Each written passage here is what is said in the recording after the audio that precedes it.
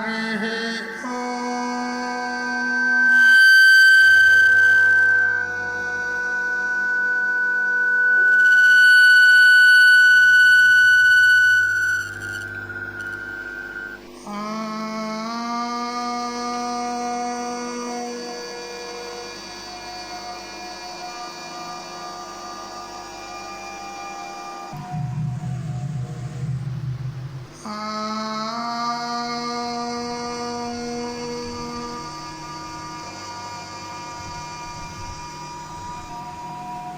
వంశీ విభూషితకరాన్నవనీరలాభాత్ పీతాంబరాదరుణబింబఫలాధరోష్ఠాత్ పూర్ణేందుసుందరముఖాదరవిందనేత్రాత్ కృష్ణాత్ పరం కిమపి తత్వమహం న జానే. వ్యాఖ్యాముద్రికయా లసత్కరతలం సద్యోగపీఠస్థితం వామే జానుతలే దధానమపరం హస్తం సువిద్యానిధిం విప్రవ్రాతవృతం ప్రసన్నమనసం పాథోరుహంగత్యుతిం పారాశర్యమతీవ పుణ్యచరితం వ్యాసం స్మరేత్ సిద్ధయే. శృతిస్మృతిపురాణానామాలయం కరుణాలయం నమామి భగవత్పాదం శంకరం లోకశంకరం. ఈశ్వరో గురురాత్మేతి మూర్తిభేద విభాగినే వ్యోమవత్ వ్యాప్తదేహాయ దక్షిణామూర్తయే నమః. యుక్తాహార విహారాయ వివిక్తస్థలవాసినే మలయాళయతీంద్రాయ బ్రహ్మనిష్ఠాయ తే నమః. గీతా భాగవతాద్వైత తత్వామృతస్వరూపిణే గండీక్షేత్ర నివాసాయ రామకృష్ణాయ తే నమః. ఓం పూర్ణమదః పూర్ణమిదం పూర్ణాత్ పూర్ణముదచ్యతే పూర్ణస్య పూర్ణమాదాయ పూర్ణమేవావశిష్యతే. ఓం శాంతి శాంతి శాంతి.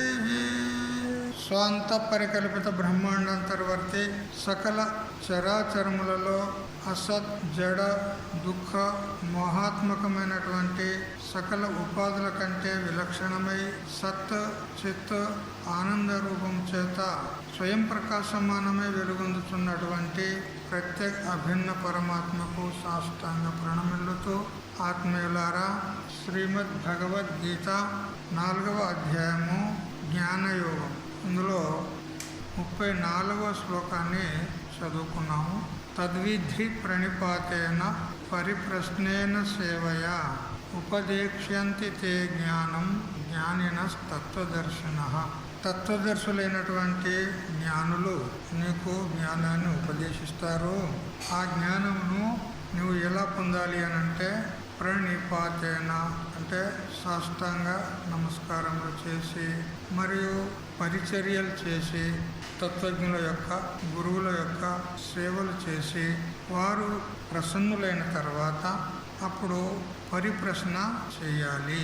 అప్పుడు వాళ్ళు నిన్ను అనుగ్రహించి నీకు ఆత్మజ్ఞానాన్ని బోధిస్తారు అని చెప్పినాడు. తద్ విద్ధి, తత్ అనేది సర్వనామం. సర్వనామ శబ్దాలు ఉంటాయి. తత్, యత్, సర్వ మొదలైనటువంటి సర్వనామ శబ్దాలు ఉంటాయి సంస్కృతంలో. తత్ అంటే అది అని అర్థం. అది అంటే ఏది? తద్విద్ధి అంటే దాన్ని తెలుసుకో అంటాడు. తత్ అంటే తదితి సర్వనామ సర్వంచ బ్రహ్మ బ్రహ్మణ యాతాత్మ. తద్ అని అంటే సర్వనామం. సర్వనామం అంటే సర్వం అంటే పరబ్రహ్మ. సర్వశబ్దం చేత చెప్పబడేది పరబ్రహ్మ వస్తువు. ఆ పరబ్రహ్మ వస్తువు యొక్క యథార్థ తత్వమును విధి అంటే తెలుసుకో అన్నాడు. పరబ్రహ్మం యొక్క యథార్థ తత్వం ఏమిటి అని అంటే కేవలము నిరుపాధికమైనటువంటి అంటే మాయ అవిద్య ఇత్యాది దోషాలు లేనటువంటి కేవల చైతన్యం, నిర్గుణము, నిరాకారము, నిరుపాధికము, నిరవయవము అయినటువంటి కేవల చైతన్యం ఏదైతే ఉందో అది యథార్థమైనటువంటి పరబ్రహ్మతత్వం. దానికి దేని చేత కూడా సంబంధం లేదు. ఈ దేహాదులు ఈ ప్రపంచము ఉన్నా దానికి ఏమీ హాని లేదు, లేకున్నా హాని లేదు. ఇవి ఉన్నా లేకున్నా అది మాత్రం ఎల్లప్పుడూ ఏకరీతిగా ప్రకాశిస్తుంది. ఈ విధంగా నృత్యశాలాష్ట దీపవత్ అని విద్యారణ్య గురుదేవులు వేదాంత పంచదశలో నాటక దీపంలో చెప్తాడు. నృత్యశాలలో ఉన్నటువంటి దీపము ఆ ప్రేక్షకులు, నాటకాన్ని చూసేటువంటి వారు, మరి తాళమేళాలు వాయించేటువంటి వాద్యకులు, మరియు నృత్యం చేసేటువంటి నర్తకి, మరి అక్కడ ప్రభువు, వీరందరూ లేనప్పుడు శూన్యగృహాన్ని ప్రకాశిస్తుంది, వీరందరూ ఉన్నప్పుడు ప్రకాశిస్తుంది, మరి వీరందరూ వెళ్ళిపోయిన తర్వాత కూడా ప్రకాశం. ఆ దీపానికి ఈ నాటకానికి ఏం సంబంధం లేదు. అది కేవలం ఏకరీతిగా స్ఫోరయ్యేది, ఏకయత్నేనా ఒకే రీతిగా ప్రకాశిస్తూ ఉంటుంది. అది చైతన్యం, అది పరబ్రహ్మ వస్తువు యొక్క యథార్థ స్వరూపం. ఇక్కడనే చూడండి, మన బుద్ధి అనేటువంటి నర్తకి, ఇక్కడనే ఈ శరీరం అనేటువంటి నాటక రంగస్థలంలో బుద్ధి అనేటువంటి నర్తకి, మరి తాళమేళాలు వాయించే వాళ్ళు ఇక్కడిక్కడ ఇంద్రియాలు, మరి జీవుడు అనేవాడు ప్రభువు, మరి శబ్దాది విషయాలు ఏవైతే ఉన్నాయో ఇవి ప్రేక్షకులు. ఇవన్నీ ఉన్నప్పుడు ఆ చైతన్యం ఏదైతే ఈ దేహాది సంఘాతానికి అంతటి కూడా అధిష్టానమయ్యి, ఆధారమయ్యి, స్వయం ప్రకాశం అయ్యి ఏది దీన్ని అంతటినీ ప్రకాశిస్తుంది. అది ఇవన్నీ కూడా ఏ వ్యాపారం చేయనప్పుడు సుషుప్తి అవస్థలో ఏకరీతిగా ప్రకాశిస్తుంది. సుషుప్తిలో, గాఢ నిద్రలో, మరియు స్వప్నము జాగ్రత్తలోకి వచ్చేసరికి ఇవన్నీ కూడా వాటి వ్యాపారాలు చేస్తూ ఉన్నాయి. స్వప్నంలో మనో వ్యాపారం నడుస్తుంది, జాగ్రత్తలో మనస్సు, ఇంద్రియాలు, బుద్ధి ఇవన్నీ కూడా వాటి వ్యాపారాలు చేస్తున్నాయి. అప్పుడు కూడా ఆ చైతన్యము అదే ప్రకారంగా ఏకరీతిగా ప్రకాశిస్తుంది, అంటే అన్నిటినీ తెలుసుకుంటుంది. మరి ఇవన్నిటి యొక్క వ్యాపారాలన్నీ కూడా ముగించుకొని మళ్ళా గాఢ నిద్రలో పోయినప్పుడు మళ్ళా అదే ప్రకారంగా ప్రకాశం. ఇవి ఉన్నప్పుడు కానీ లేనప్పుడు కానీ దానికి ఏం సంబంధం లేదు. ఇవి ఉన్నా లేకున్నా అది మాత్రం ఏకరీతిగా అది తత్శబ్దానికి అర్థం. తత్ అంటే ప్రత్యేక అభిన్న పరమాత్మ. ఆ ప్రత్యేక అభిన్న పరమాత్మను విద్ధి అంటే తెలుసుకో. ఎవరి ద్వారా తెలుసుకోవాలి అంటే తత్వదర్శన అన్నాడు. తత్వదర్శుల ద్వారా తెలుసుకోవాలి. మరి తత్వదర్శులు మనకు ఎప్పుడు బోధిస్తారు, ఎలా బోధిస్తారు అని అంటే శాస్త్రంలో చెప్పిన ప్రకారంగా మనము వారికి శరణాగతి కావాలి. శరణాగతి కాకుండా వాళ్ళు మనకు బోధించారు. పొద్దున్నే మనం గీతా భాష్యంలో చెప్పుకున్నాం, శరణాగతి కానంత వరకు వాళ్ళు మనకు బోధించారు. శరణాగతి అయినప్పటికీ కూడా వాళ్ళ సాన్నిధ్యంలో ఉండి వారికి పరిచర్యలు చేస్తూ ఉండి వారికి సేవలు చేస్తూ ఉండి వాళ్ళను ప్రసన్నులను చేసుకోవాలి. మరి వారికి శరణాగతి వెళ్ళినప్పుడు వారికి సాష్టాంగ నమస్కారం చేయాలి. ఈనాడు ఎట్లా ఉన్నది, మహాత్ములు ఎదురుపడితే నమస్కారం చేస్తారు. ఆ స్కూళ్ళల్లో అక్కడ ఇక్కడ వాళ్ళు నమస్కారం కదా, ఇది అయిపోయింది. శాస్త్రం అట్లా చెప్పలే, సాష్టాంగ నమస్కారం చేయాలి మహాత్ములకు. అంటే సహితంగా, దేని సహితంగా, అష్ట అంగముల సహితంగా సాష్టాంగము, 8 అంగాల సహితంగా నమస్కారం. ఎలా అనంటే విద్యాప్రకాశ స్వామి చెప్పేవారు, ఒక కర్రను అలా నిలబెట్టి వదిలేసి అంటారు. అప్పుడు ఏమవుతుంది, ఆ కర్ర దబారున పడిపోతుంది. అట్లా పడిపోవాలి, గురువుల ఎదుట అట్లా పడిపోవాలంటారు. మరి ఆ సాష్టాంగ నమస్కారం చేసేటప్పుడు ఈ 2 చేతులు ఇవి ఒకటే అనుకోండి, 2 కలిసి ఇది ఒకటే. మరియు 2 పాదాలు 2 అయినాయా, మరి 2 మోకాళ్ళు 3 అయినాయా, చేతులు, కాళ్ళు, మోకాళ్ళు 3, నుదురు 4, వక్షస్థలం 5 అయినాయా. ఈ 5 భూమికి స్పృశించాలి అంటాడు. ఈ 5 అంగాలు భూమికి స్పృశించాలి అంటే భూమికి తాకాలి. ఇక మనస్సు, దృష్టి, మరి వాక్కు ఇవి 3, మొత్తం 8. ఈ 8 అంగాల చేత నమస్కారం చేయాలి. అయితే భూమి మీద పడడమే కాదు, మన హృదయంలో కూడా, మనసులో కూడా వారి పట్ల పూజ్య భావన ఉండాలి.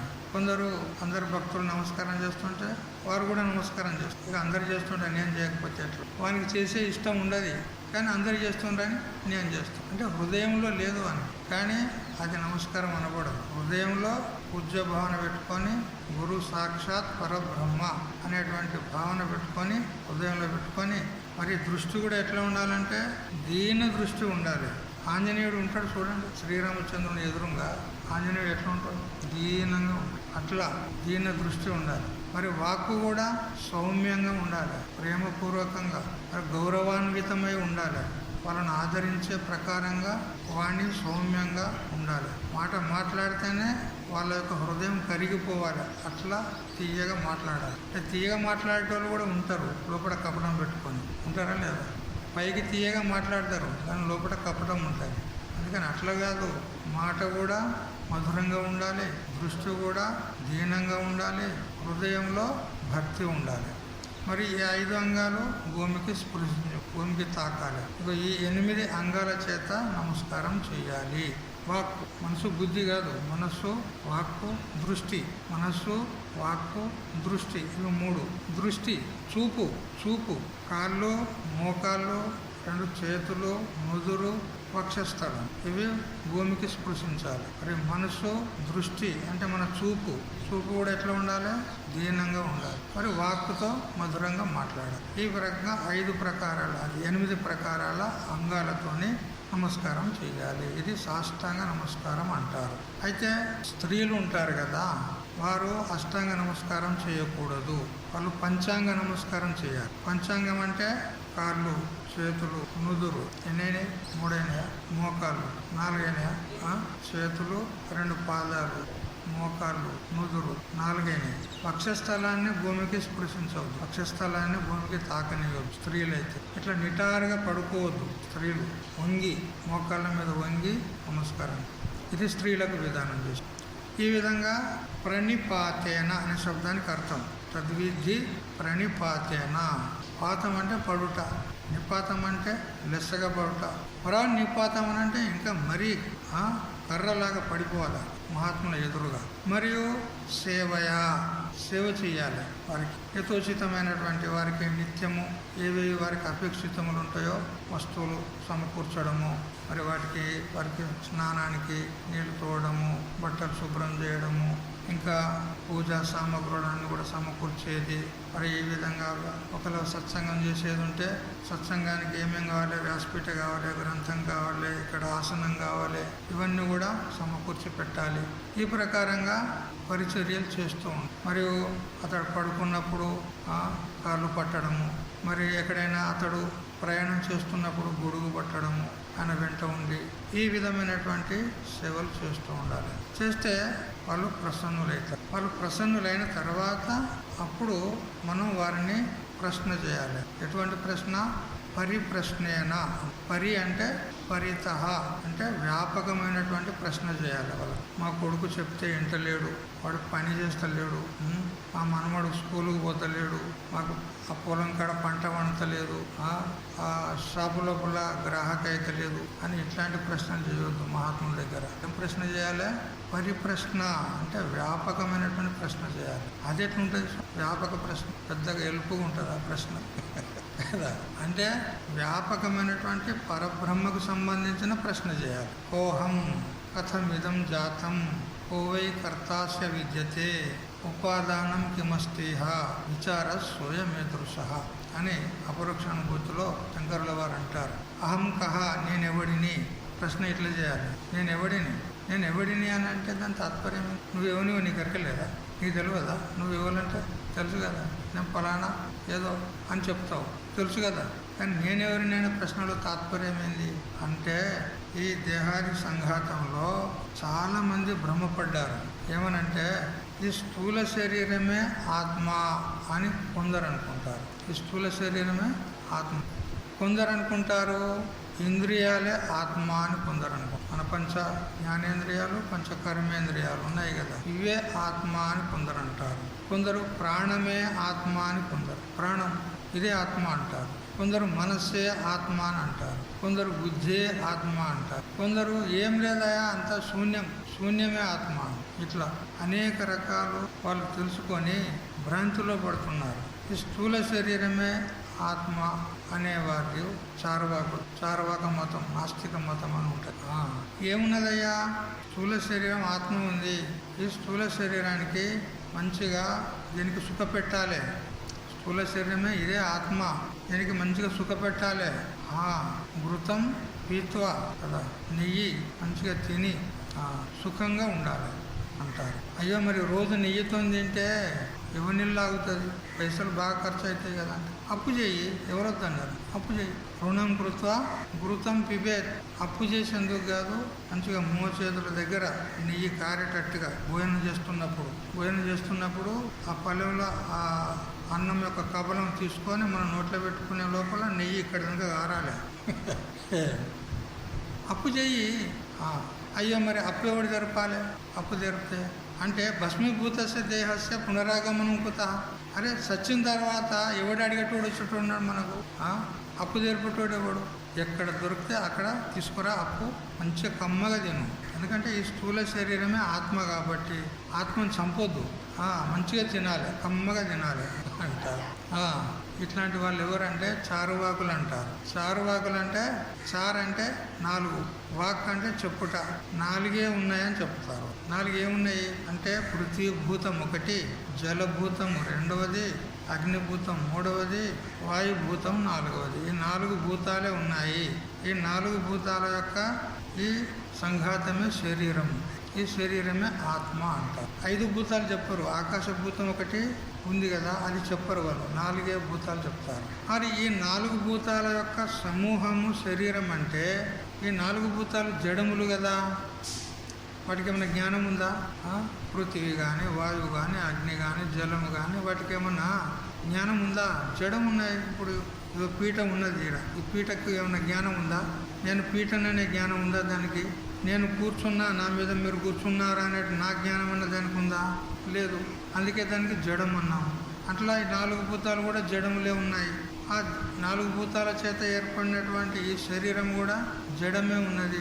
మరి ఇలా జ్ఞానం లేదు కదా, మరి నీలో జ్ఞానం కనపడుతుంది కదా, జ్ఞానపూర్వకంగా వ్యవహారం చేస్తున్నావు కదా, మరి ఈ స్థూల శరీరమే ఆత్మ ఎట్లయితుంది? జ్ఞానం అనేది ఒకటి ఉండాలి కదా. అంటే చూడు, మీరు ఎప్పుడన్నా పాన్ వేసుకున్నారా? తమలపాకు వేసుకున్నారా? అందులో ఏదేదో వేస్తారు, ఏమేమి వేస్తారు అందులో? సున్నము, కాచు, ఏదేదో వేస్తారు కదా. అందులో రక్తంలాగా ఎర్రగా ఉన్నటువంటి వస్తువు ఏదైనా ఉందా? లేదు. రక్తంలాగా ఎర్రగా ఉన్న వస్తువు ఉందా? అందులో లేదు. కానీ అన్నిటిని ఒక దగ్గర అప్పుడు ఏమొస్తుంది? ఎర్రగా వస్తుంది కదా. ఇప్పుడు అన్నిటి యొక్క మేళనం చేత ఎరుపు వర్ణం ఉత్పన్నమైందా లేదా? అన్నిటి యొక్క కలయిక చేత అన్నిటిని కలిపి నవిలినాం మంచిగా, మేకలు నవిలినట్టు. అప్పుడు రక్తంలాగా వచ్చిందా లేదా? ఆ రక్తవర్ణము ఆ వస్తువులో ఏదొకటి లేదు, అయినా కానీ అన్ని కలయిక చేత ఆ రక్తవర్ణం ఉత్పన్నమైంది. అట్లా ఇవి జడమే అయినప్పటికీ కూడా ఈ 4 భూతాల యొక్క మేళనం చేత ఇందులో చైతన్యం అనేది ఉత్పన్నమవుతుంది అంటారు వాళ్ళు. చెప్తుంటే మంచిగానే అనిపిస్తుంది మనకు, నిజం కదా అనిపిస్తుంది. వాళ్ళు దృష్టాంతం ఇచ్చారు కదా, నిజమే కదా అనిపిస్తుంది. కానీ అలా ఎంత మోసం ఉందో తర్వాత తెలుస్తుంది. ఇప్పుడు కొందరు సరాయి తయారు చేస్తారు, ఇక్కడ చేస్తారా? చేయరా? సరాయి తాగేటోళ్ళే లేరా ఇక్కడ? మరి అది ఎట్లా తయారవుతుంది? కొన్ని అన్నీ మురిగిపోయిన పండ్లు, మంచి పండ్లు లేరు, అన్నీ పనికిరాని మురిగిపోయిన పండ్లు అవి ఇవి అన్నీ వేస్తారు. అలా నవాసారము ఏదేదో అన్నీ కలుపుతారు. అన్నీ కలిపి వాటిని బట్టి పెడతారు. ఇక బట్టి పెడితే అది ఒక పైపు లాగా పెడతారు, అది ఒక పాత్రలో పడుతూ ఉంటుంది. ఇప్పుడు ఆ పాత్రలో పడేది ఏంటిది? అది సరాయి కదా. ఈ పండ్లు ఏవైతే అన్నీ ఒక దగ్గర వేసి వాళ్ళు మరగ పెడతారు కదా, అందులో ఏ దానిలో కూడా మత్తెక్కించేటువంటి స్వభావం లేదు. కానీ అన్నిటినీ ఒక దగ్గర వేసి మరగబెట్టితే వచ్చినటువంటి ద్రవం ఏదైతే ఉందో సరాయి, అందులో మత్తెక్కిచ్చేటువంటి గుణం వచ్చేసి మాదకత, ఆ గుణం ఉత్పన్నమైందా లేదా? అట్లా 4 భూతాల సంఘాతమైనటువంటి ఈ శరీరంలో కూడా 4 భూతాల యొక్క మేళనం చేత ఇలా చైతన్యము, తెలివి అనేది ఒక గుణం ఉత్పన్నమవుతుంది అంటారు. ఆ చైతన్యమైన గుణం చేత మనం వ్యవహారాలు చేస్తున్నాం అని ఏ విధంగా వాళ్ళు అంటారు. కానీ ఇది సత్యం కాదు. ఎందుకనంటే ఆత్మ అంటే అది ఎప్పుడు ఎల్లప్పుడూ 3 కాలాల్లో ఉండాలి, నిత్యమై సత్యమై ఉండాలి. ఇట్లా పుట్టి ఎట్లా సచ్చేది ఆత్మ ఎట్లయితుంది? పుట్టి సచ్చేది ఆత్మ అవుతుందా? జన్మ మరణాలు ఉన్నాయి ఆత్మకు, లేవు కదా. మరి పుట్టి సచ్చే శరీరం ఆత్మ ఎట్లయితుంది అని ఈ దేహాత్మవాదులను ఖండన చేసినారు. ఇది సత్యం కాదు, ఇది వాస్తవం. అప్పుడు కొందరంటారు మనకు 10 ఇంద్రియాలు ఉన్నాయి కదా, 5 జ్ఞానేంద్రియాలు, 5 కర్మేంద్రియాలు, 10 ఇంద్రియాలు ఉన్నాయి కదా. ఆ 10 ఇంద్రియాల చేత ఈ శరీరం నడుస్తుంది. అవి చూస్తున్నాం, వింటున్నాం, మాట్లాడుతున్నాం, అన్నీ ఆ వ్యవహారాలు జరుగుతున్నాయి. అందుకని ఇంద్రియాలైతేనే ఆత్మ అవుతాయి, శరీరం కాదు ఆత్మ అని ఇంద్రియాత్మవాదులు వస్తారు. అయితే ఆ ఇంద్రియాలు కూడా వాస్తవంగా స్వతహాగా తెలివి రూపం కాదు, అవి జడములే. తెలుసుకోవడానికి సాధనాలైతే ఉన్నాయి, కానీ వాటిలో తెలుసుకునే తనం లేదు. తెలుసుకోవడానికి సాధనాలు ఉన్నాయి, కానీ తెలుసుకునే స్థానం లేదు. మనం ఎదురుగా ఒక ఘటాన్ని చూస్తున్నాం, కళ్ళతోనే చూస్తున్నాం కదా. అయితే కళ్ళు తెరిచే ఉంచాం ఘటం వైపుకు, మనసు మాత్రం అక్కడ లేదనుకో, మనసు అక్కడ లేదనుకో. కళ్ళు అయితే చూస్తున్నాయి, ఇది ఘటము అనే జ్ఞానం అవుతుందా మనకు? నువ్వు విన్నే కూర్చున్నావు, కళ్ళతోనైతే కళ్ళు అయితే తెరిచే ఉన్నాయి, నువ్వు అన్యత్ర ఏదో ఆలోచన చేస్తున్నావు, మనోరాజ్యంలో ఆలోచన చేస్తున్నావు, మనసు ఇక్కడ లేదు, కళ్ళు అయితే చూస్తున్నాయి. ఒక వ్యక్తి అట్లా పోయినాడు, ఆ వ్యక్తి ఎవరు గుర్తించగలవా? గుర్తించలేవు.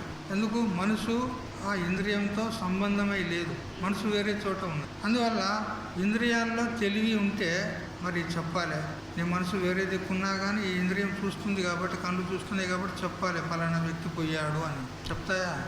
ఎందుకు? అవి తెలుసుకోవడానికి సాధనం ఉందే కానీ అది తెలుసుకోదు, తెలుసుకునేవాడు వేరే ఉన్నాడు లోపల. అందుకని అవి ఆత్మ కాదు అని చెప్పినారు. ఒకవేళ ఇంద్రియమే ఆత్మ అని అంటే చూడు, ఏ ఇంద్రియం ఆత్మ? 10 ఉన్నాయి. మరి ఇక్కడ కన్ను ఆత్మ అంటావా, చెవి ఆత్మ అంటావా, ముక్కు ఆత్మ అంటావా, ఏది ఆత్మ అంటావు? అంటే ఒక ఇంద్రియం ఆత్మ అని అంటే మరి ఇంకో ఇంద్రియం అది కూడా ఇంద్రియమే కదా, అది ఎందుకు ఆత్మ కాదు అని ఇట్లా ప్రశ్న పడుతుంది. లేదయ్యా అన్నీ కలిసి ఒక్కొమ్మడిగా ఆత్మ అని చెప్పాలి అని అంటే అప్పుడు ఏమవుతుందో తెలుసా? ఒక అరటి చెట్టుకు 10 ఏనుగులను కట్టేస్తే అరటి చెట్టు గతి ఏమవుతుందో చూడండి. ఎట్లయితే దీని పని. ఎందుకంటే కన్ను చూస్తూ ఉంటుంది, చెవు వింటా ఉంటుంది, నోరు తింటా ఉంటుంది. మరి వాటి వైపుకు అవి లాగుతూ ఉంటే శరీరం గతి ఏం కావాలి అంటారు. అందుకని ఇంద్రియాలు ఆత్మ కాదు. ఆ తర్వాత ప్రాణమే ఆత్మ అని ఒకడు వస్తాడు, హిరణ్య గర్భోపాసకుడు. ప్రాణమే ఆత్మ, ప్రాణం ఉంటేనే బ్రతుకుతున్నాం మనం, ప్రాణం లేకపోతే మరణిస్తున్నాం. మరి ముఖ్యమైనది ఎవరు శరీరంలో? ప్రాణమే. అందుకని ప్రాణమే ఆత్మ అని ఒకడు అంటాడు.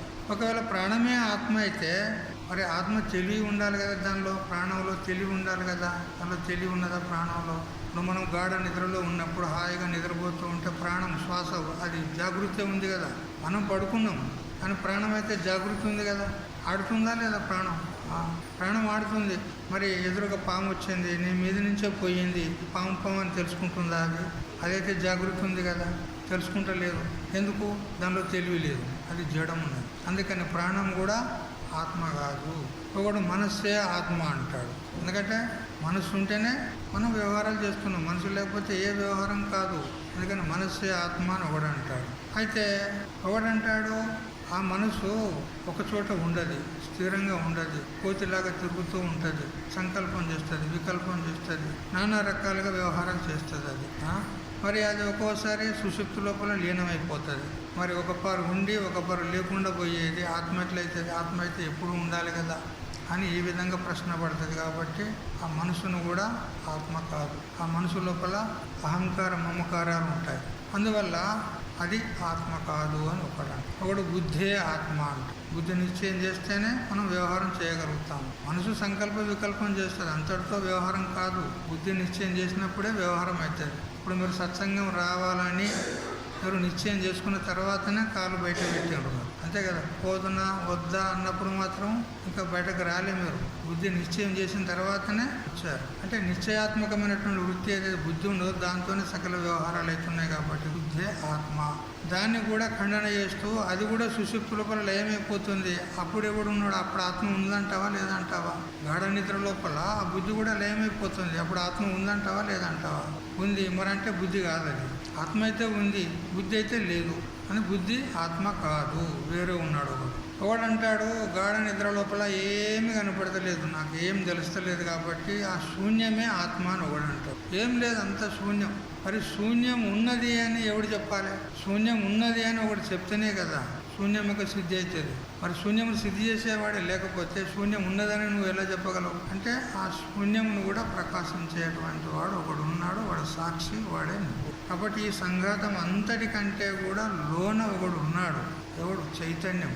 వీటన్నిటిని కూడా ప్రవృత్తి చేస్తుంది, మరి అన్నిటిని కూడా ప్రకాశిస్తుంది, అన్నిటికీ వాటి వ్యాపారాలు చేయడానికి ప్రేరేపిస్తుంది. అది ఆత్మ. దాని వెలుగు లోపలనే ఇవన్నీ పనులు చేస్తూ ఉన్నాయి. అందుకని ఆత్మ అనేది వేరుగానే దేహాది సంఘాతం కంటే వేరే ఉంది అని అది ఆత్మ అని సిద్ధం చేస్తారు. అందుకని ఇక్కడ నేనెవరిని అనేటువంటి ప్రశ్నలో ఇంత వివేకం ఉందన్నమాట. అంటే నేను స్థూల శరీరాన్నా, లేదా ఇంద్రియాలనా, లేదా మనసునా, బుద్ధినా, ప్రాణమునా అని ఇవన్నీ ప్రశ్నలు ఉంటాయి నేనెవరిని అనే దానిలో. మరియు కథం ఇదం జాతం, మరి ఈ దేహాదిక ప్రపంచం ఎట్లా పుట్టింది, దీనికి కారణం ఎవరు? ఏదైనా ఒక కార్యం నిర్మాణం కావాలంటే దానికి అనేక కారణాలు కావాలి. కారణాలు లేకుండా కార్యం ఉత్పన్నం కాదు. ఇప్పుడు ఒక కులారుడు, కుమ్మరివాడు ఒక కుండ తయారు చేస్తున్నాడు అనుకో, తయారు చేయడానికి వానికి ఎన్ని సామగ్రులు కావాలి చెప్పండి? ముఖ్యమైనది మట్టి కావాలి కదా. మరి ఆ మట్టిని బాగా దాన్ని అంతా పిసుకడము, తొక్కడము, ఏదో అంతా చేస్తాడు కదా ప్రక్రియ. అదంతా చేయాలంటే వాని ఒక్కంతోనవుతుందా? వాని భార్యను, కొడుకులు, ఎవరు సహకారం ఉండాలి. మరి ఆ మట్టిని ఆ చెరువు నుంచి తీసుకురావాలంటే దానికి గాడిదలు కావాలి, గాడిదలు, బండి ఏదో కావాలి, ఇవన్నీ అవసరం ఉంటాయి. మరి ఇప్పుడు ఆ మట్టిని అంతా పిసికి దాన్ని ముద్దగా తయారు చేసిన తర్వాత దాన్ని ఒక చక్రం మీద పెట్టాలి. సారే అంటారు కదా, చక్రం మీద పెట్టాలి. ఆ చక్రం ఒకటి కావాలి. ఆ చక్రం మీద పెట్టంగానే అయిపోయిందా? చక్రాన్ని తింపాలి. తింపడానికి ఒక దండ కట్టె కావాలి, పొడుగాటి కట్టె కావాలి కదా. ఇవన్నీ తీసుకొని చేస్తేనే కానీ అప్పుడు కుండ తయారైతుంది. ఇప్పుడు ఎన్ని సామగ్రులు అవసరం ఉన్నాయి చూడండి. ఇవన్నీ కారణాలు అన్నమాట. అట్లా ఈ జగద్రూప కార్యం ఉత్పన్నమైంది అని అంటే దీనికి కారణాలు ఏమున్నాయి అని అడిగారు. ఎవరు తయారు చేశారు అని ఈ విధంగా ప్రశ్న. ఇవన్నీ గురుదేవుని అడగాలి, గురుదేవుని ప్రశ్నించాలి. మనం పరిప్రశ్నేనా అన్నాడు కదా, ఇవన్నీ ప్రశ్నించాలి. నేనెవరిని, ఈ జగత్ అంటే ఏమిటి, జగత్తు కారణం ఏంది, దానికి ఉపాదానం ఏంది, నిమిత్తం ఏంది కదా. ఇవన్నీ ప్రశ్నలు ఉంటాయన్నమాట. ఇవన్నీ ఎప్పుడు ప్రశ్నించాలి అని అంటే గురుదేవునికి సేవలు చేసి అతన్ని ప్రసన్నుని చేసుకుంటేనే కానీ అప్పుడు మనం అతన్ని ఏకాంతంగా ఉన్నది చూసి మనం ప్రశ్న చేయాలి. అప్పుడు తే జ్ఞానిన తత్వదర్శిన ఉపదేశంతి, అప్పుడు తత్వదర్శులైనటువంటి జ్ఞానులు నీకు ఆ ఆత్మబోధ చేస్తారు అని ఈ విధంగా చెప్పిన. జ్ఞానం మనం పొందాలంటే ఇంత ప్రక్రియ ఉందన్నమాట. దుకాణంలో దొరికేది కాదు, ఆ కొట్టులో షాపులో దొరికేది కాదు జ్ఞానం అనేది. అట్లా దొరికేది అయితే అందరు కూడా తెచ్చుకుంటుండ్రు కదా. ఎవరు తక్కువ లెవెల్ ఉన్నారు, అందరు ధనవంతులే ఉన్నారు. ఇవాళ రేపు లేనోడు ఎవరు. అయితే ఈ మధ్యలో కొన్ని రోజుల నుంచి ఒక పుకార్ అంటే ఒక ఏమంటారు ఇది ప్రచారం అవుతుంది. ఏమనంటే పైసలు ఇస్తే మోక్షం దొరుకుతుందంట, పైసలు ఇస్తే మోక్షం దొరుకుతుందంట. 5,000, 10,000, 25,000 ఇట్లా ఇస్తే మోక్షం దొరుకుతుందని ఒక ప్రచారంలో ప్రచలితున్నది. వాళ్ళు ఎవరో పేరు తీసుకోవచ్చు అంటే బాగుండదు. మీకు తెలిసిందో లేదో, తెలవలేదా? తెలిస్తే పోతుంటారు కావచ్చు. మోక్షం కావాలి, మాకు మోక్షం ఇయ్య, 5,000 ఇస్తే మోక్షం, 10,000 ఇస్తే మోక్షం అన్నావు కదా, మా దగ్గర పైసలు మస్తు ఇగో తీసుకో, మాకు మోక్షం ఇయ్యి. అట్లా కనుక మోక్షం దొరికేదంటే అందరు ముక్తులు అయిపోతున్నారు ఈ పాటికి కదా. కాబట్టి పైసలకు దొరికేది కాదు, ఏదో షాపుల్లో దొరికేది కాదు ఇది. అది గురువుల దగ్గరికే వెళ్ళాలి. కొన్ని గురువులన్నా ఇస్తారా వాళ్ళు మనకు అంటే గురువులు కూడా ఇచ్చేది కాదు, అది ఒకళ్ళు ఇచ్చేది కానే కాదు. మరి ఏం చేస్తారు అనంటే కేవలం జ్ఞాపకం చేస్తారు అంతే. మహాత్ములు జ్ఞానులు మనకు జ్ఞాపకం చేస్తారు అంతేగాని వాళ్ళు ఇచ్చేది కాదు. అది ఇస్తే పోతుంది. మళ్ళీ సంపాదించడం అనుకో, నేను తెచ్చుకున్నా అంటే అది పోతుంది, అది పోయేది కాదు, వచ్చేది కాదు. మన స్వరూపం మనము ఎల్లప్పుడూ నిత్యమై ఉండంగా అది ఎక్కడి నుంచి మనం ఎరుగు తెచ్చుకునేది ఉన్నదా బాబా? ఎక్కడి నుంచి తెచ్చుకునేది లేదు. నేను ఆనంద స్వరూపుణ్ణి, సద్రూపుణ్ణి, చిద్రూపుణ్ణి అని మనల్ని మనం తెలుసుకోవడమే జ్ఞానం, ఇంకేమీ లేదు. ఇది ఎక్కడో దొరికేది కాదు, మన స్వరూపమే ఉంది, మనమయ్యే ఉన్నాము. కాబట్టి ఇటువంటి జ్ఞానాన్ని మనకు మహాత్ములు అందిస్తారు, తత్వదర్శులు అందిస్తారు అని చెప్పినారు. తర్వాత ఇప్పుడు ఇక్కడ మలయాళ స్వాముల వారు దీని మీద కొద్దిగా వ్యాఖ్యానం చేసినాడు, చూద్దాము. అయితే ఈ జ్ఞానాన్ని పొందడానికి మనకు గురువులు అవసరమా అనొక ప్రశ్న, లేదా అనవసరమా? గురువులు ఉంటేనే వారి ద్వారానే మనం పొందగలమా? మనం స్వతంత్రంగా మన స్వరూపాన్ని మనం తెలుసుకోలేమా అని ఇట్లా ప్రశ్న. గురువులు అవసరమా అంటే ఏమన్నట్టు, మనల్ని మనం తెలుసుకోలేమా అని ఇట్లా ప్రశ్న. అయితే స్వతంత్రంగా కొంతమంది మేము ఎంఏ చదివినాము, పిహెచ్డి చేసినాము, మేము ఇంజనీరింగ్ చేసినాము, అది ఇది మేము పెద్ద విద్వాన్లు ఉన్నాం, మేము బాగా చదువుకున్నాము అని గ్రంథాలు ముంగట పెట్టుకొని చదివితే ఇది తెలిసేది కాదు. మొన్న ఒకసారి చెప్తే కదా, ఆ శివాలయం యొక్క ఆ శిఖరంలో ధనం పెట్టిండని రాసి పెట్టిండు అక్కడ కదా. మరి శివాలయ శిఖరంలో ధనం ఉందా? ఎక్కడుంది?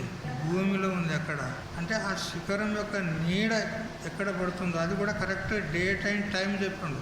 అలానా చైత్ర శుక్ల పౌర్ణమి నాడు మధ్యాహ్నం 12 గంటలకు అని ఇట్లా రాసి పెట్టిండు. ఆ టైం తప్పితే మళ్ళీ దొరకదు. ఎందుకు? నీడ ఇంకో దిక్కు పోతుంది, ఇంకో దిక్కు తవ్విండు అనుకో వాడు దొరకదు. టైం తప్పేది లేదు, ఆ తిథి తప్పేది లేదు, అవన్నీ రాసి పెట్టినాడు. మరి అదంతా రహస్యం ఎవరికి తెలవాలి? అది అనుభవజ్ఞుల ద్వారానే తెలుసుకోవాలి. అట్లా మన యొక్క గూఢమైనటువంటి ఆత్మస్వరూపం ఏదైతే ఉందో అది అందరి స్వరూపమే, కానీ అది నిగూఢంగా ఉంది, గుప్తంగా ఉంది. దేశ సర్వేషు భూతేషు గూఢాత్మ నా ప్రకాశతే. అన్ని ప్రాణులలో వారి యొక్క స్వరూపమయ్యే ఉంది, కానీ వాళ్ళకి తెలుస్తలేదు. అక్కడే ఉంది స్వయంగా తానే, కానీ తెలుస్తలేదు. ఒక గృహస్థుడు ఉండేవాడు. ఆ గృహస్థునికి ఒక కుమారుడు ఉన్నాడు. అతడు చాలా ధనవంతుడు. ఆ గృహస్థుడు బంగారము, ఎండి అన్నీ బాగా ఉన్నాయి. అయితే ఆ పిల్లవాడు కొంచెం దుడుకువాడు. అంటే విచ్చలవిడిగా తిరుగుతాడు, అనవసరమైన ఖర్చులు చేస్తాడు. ఇట్లా డబ్బంతా ఖర్చు పెడుతూ ఉన్నాడు. ఖర్చు పెడుతూ ఉంటే తండ్రి ఆలోచించినాడు, ఈ విధంగా వీడిని ఖర్చులు పెడుతూ ఉంటే మనం ఊరుకుంటే ఉన్న కాడికి మొత్తం కరగదీస్తాడు. మొత్తం ఖర్చు పెడితే మళ్ళా దరిద్రులం అయిపోతాం కదా. మరి వాని భవిష్యత్తు ఏమిటి అని వాని భవిష్యత్తును ఆలోచించి ఏం చేశాడంటే, వాడు లేనప్పుడు ఒక పాత్రలో ఆ బంగారము, ఎండి, నాణ్యాలు అన్నీ కూడా నింపి దాన్ని ఆ ఇంట్లోనే ఒక దగ్గర గోచి తవ్వి, వాని ఇంట్లోనే ఒక గోచి తవ్వి, గొయ్యి తవ్వి అందులో పెట్టి దాని మీద మూత వేసి అలా ఎప్పట్లాగా పరిశి వేసినాడు. దీనికి ఏమంటారు? పరిశి అంటారా, బండ అంటారా, రాయి అంటారా? పరిశి. ఆ పరిశి వేసి ఎప్పటిలాగా మూసేసి, ఇక కొన్నాళ్ళ తర్వాత ఆ పెద్ద మనిషి చెప్పకుండానే మరణించాడు. ఎందుకంటే నేను చెప్తే కదా, ఆ యమధర్మరాజు వస్తూనే మొట్టమొదలు నోరు మూస్తాడు. ఇక వాడు ఏం మాట్లాడలేడు. వాడు ఏం చెప్పకుండానే అయితే చచ్చిపోయాడు. చచ్చిపోయిన తర్వాత ఇక కొడుకు ఉన్నదంతా మొత్తం ఏం లేకుండా చేసిండు, అంతా అయిపోయింది. వాడి ధనం అంతా అయిపోయింది. ఇక ఇంట్లో ఏం లేదు, పక్క గోడలే ఉన్నాయి, ఒక్క చిల్లి గబ్బ కూడా లేదు. అప్పుడు వాళ్ళ తండ్రి ఎక్కడైతే గొయ్యి తవ్వి ఆ పాత్ర పెట్టిండో అక్కడే దాని మీదనే కూర్చొనేవాడు ఏడుస్తున్నాడు. అయ్యో నేను దరిద్రుని అయిపోతే కదా, నాకేం లేదు కదా, ఇప్పుడు నా భవిష్యత్తు ఎట్లా, నా జీవనం ఎట్లా కావాలి, నేను మా నాన్న ఎంత చెప్పినా వినుకుంటే కదా, విలాసాలకు అన్ని ఖర్చు పెడితే కదా, ఇప్పుడు నేను దరిద్రుని అయిపోయినా, నేను ఎట్లా బ్రతకాలి అని 2 చేతులు నెత్తికి పెట్టుకొని దాని మీదనే కూర్చొని ఏడుస్తున్నాడు. ఆ ధనం మీదనే కూర్చొని ఏడుస్తున్నాడు. దాని మీదనే అటు ఇటు తిరుగుతూ ఉన్నాడు. వాడు ఏడుస్తూ ఉంటే అలా దారి గుండా ఒక మహాత్ముడు పోతూ ఉంటే చూశాడు. ఇప్పుడు అంటే ఉచ్చ స్వరంతో ఏడుస్తుండు. ఏడుస్తారు కదా కొంతమంది. ఇక్కడ ఎట్లా ఏడుస్తారు ఒకసారి మీరు చెప్పండి. బాగా గట్టిగా ఏడుస్తారు కదా, ఎట్లా ఏడుస్తారు చెప్పండి. అట్లా నాయ్యో నాన్నో అని ఏడుస్తారా లేదా? అట్లా వాడు గొంతెత్తి ఏడుస్తుంటే ఆ శబ్దం విని పాపం ఆ మహాత్మునికి సహనం కాక లోనికి వచ్చాడు, ఇంట్లోకి వచ్చాడు. ఎవరా బాబు ఎందుకు ఏడుస్తున్నావురా అని అంటే, ఏం చేయాలి స్వామి, అయ్యో నేను సర్వనాశనం అయిపోయినా, మేము ఒకప్పుడు మంచి ధనవంతులం ఉండేటివి, నేను దురలవాట్లకు లోనయ్యి డబ్బులన్నీ ఖర్చు పెట్టినా ఇప్పుడు నాకు ఏమీ లేదు, దరిద్రుని అయిపోయినా, తిందామంటే తిండి కూడా లేదు, నేను దరిద్రుని ఉన్నా అని ఏడిచినాడు. అప్పుడు ఆ మహాత్ముడికి కొద్దిగా దూరదృష్టి, కొందరికి నిధిని దర్శించేటువంటి దృష్టి కూడా అదొక సిద్ధి ఉంటుంది. ఆ సిద్ధిని ప్రాప్తం చేసుకున్నాడు. ఎక్కడ నిధులు ఉన్నాయో తెలుస్తుంది అతను. ఈ విధంగానే పాత్ర పెట్టినటువంటి నిధులు అక్కడక్కడ ఉంటాయి. ఇట్లాంటి లోభి పురుషులు కొంతమంది అక్కడక్కడ పెడతారు భూమిలో, చెప్పకుండా చస్తే ఇక అవన్నీ ఉండిపోతాయి. అయితే అట్లాంటిని గుర్తించేటువంటి ఒక విద్య ఉంది. ఆ ఆ విద్యను నేర్చుకున్నాడు. అతడు కొంచెం అంతర్ముఖమై చూస్తే వాడు ఎక్కడైతే కూర్చొని ఏడుస్తున్నాడో వాని కిందనే ఉంది ధనం. అది తెలుసుకున్నాడు. తెలుసుకొని ఆయన ఏడవకు, భయపడకు, నువ్వు దరిద్రునివి కాదు, నువ్వు ధనవంతునివే అంటాడు. అయ్యో స్వామి, నేను ఎక్కడ ధనవంతుని, నేను దరిద్రుడినే, నాకేం లేదు అని వాడు ఏడుస్తాడు. లేదురా ఏడవకు, నువ్వు ధనవంతుని ఉన్నావు, నీ ఇంట్లో ధనం ఉన్నది అన్నాడు. నా ఇంట్లో ధనం ఉన్నదా, నాకెరకలేదే అన్నాడు. నువ్వు ఒక గుణపము, ఒక పార తీసుకో. అప్పుడు వెంటనే తెచ్చాడు. ఎందుకంటే డబ్బున్నదనే వరకు ఎవరికైనా ఆశే కదా. వెంటనే గుణపము, ఆ పార గడ్డపార అన్నీ తెచ్చాడు. తెచ్చిన తర్వాత నాయన నువ్వు ఏదైతే కూర్చున్నావో ఆ పరిచయ మెల్లగా తీయి, నెమ్మదిగా తీయి అన్నాడు. ఈ వైపు ఆ వైపు అంతా దాన్ని పొడిసి ఆ పరిచి తీసి ఆ మీద ఉన్న మన్నంతా అటు ఇటు అనేసరికి అక్కడ పాత్ర బయటపడింది. పాత్ర బంగారు నాణ్యాలు, వజ్రాలు, వైడూర్యాలు అన్నీ అందులో ఉన్నాయి, నిండా ఉన్నాయి. అది బయటపడింది. అప్పుడు అది చూసేసరికి అబ్బా, ఇక వాని ఆనందమే ఆనందం కదా. ఆ ఇంద్రుని కన్నా అంత ఆనందం కలుగుతుందో లేదు, అంత ఆనందం కలిగింది. అబ్బా, ఏ మహాత్మా నీకు దండాలు, నీకు దండాలు, నీకు దండాలు అని పదే పదే నమస్కారం చేసి ఆ ధనాన్ని బయటకు తీసినాడు. తీసిన తర్వాత ఆ మహాత్ముడు అంటాడు, చూడు, ఇంతవరకు నువ్వు ఏ విధంగా వ్యవహారం చేసినావో, విలాసాల కోసం డబ్బులు ఎట్లా ఖర్చు పెట్టినావో ఆ విధంగా ఖర్చు పెట్టు. వీటిని మంచిగా పొదుపు చేసుకొని నీకు ఎంత అవసరం అంతనే వాడుకో. చురుగా వీటి ద్వారా నువ్వు ఏదైనా వ్యాపారం చేసి దీన్ని ద్విగుణీకృతం చేసుకో, అంతేగాని ఉన్నదాన్నే ఖర్చు పెట్టకు అని చెప్తే, స్వామి అట్లే చేస్తా, నాకు బుద్ధి వచ్చింది అని సంపలేసుకో. ఎందుకంటే ఇదివరకు అనుభవం వచ్చింది కదా, అందుకని ఈసారి నేను అట్లా చెయ్యను అని చెప్పి ఒప్పుకున్న తర్వాత మహాత్ముడు వెళ్ళి. ఇప్పుడు ఈ ధనము ఎక్కడ దొరికింది? ఉన్న చోటనే ఉంది, కానీ తెలియదు మనకు. అట్లా మన స్వరూపం అనే ధనము, జ్ఞానం అనే ధనము మనలోనే ఉంది, కానీ మనకు తెలుస్తలేదు. ఏ విధంగా పరిచి ఆవరణ ఉన్నదో అక్కడ ధనం మీద, అట్లా మనకు ఇక్కడ అజ్ఞానం అనేటువంటి ఆవరణ కప్పేసింది. ఆ ఆవరణను తొలగదీయడమే మన పని, అంతే. జ్ఞానం అనేటువంటి శస్త్రం చేత అజ్ఞానం అనేటువంటి ఆవరణను మనము తొలగదీయడమే మన పని, అంతే.